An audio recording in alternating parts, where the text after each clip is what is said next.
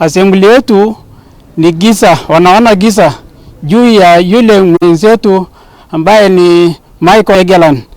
Egialan amekuwa mzee ambaye huwa anatupatia mawaidha, anatuongoza, anatupa advice, mambo yanapoenda mrama, mambo yanapohitilafiana bungeni, yeye amekuwa mzee mchapakazi ambaye sisi kama MCAs wachanga ambao labda tumekuja kwa mara ya kwanza bungeni, tumempoteza kiongozi.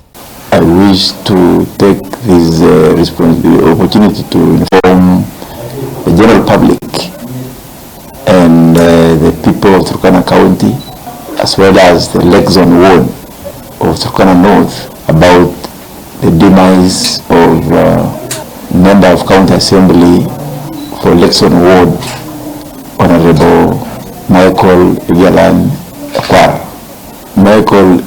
Egialan has been struggling for some time with esophageal cancer.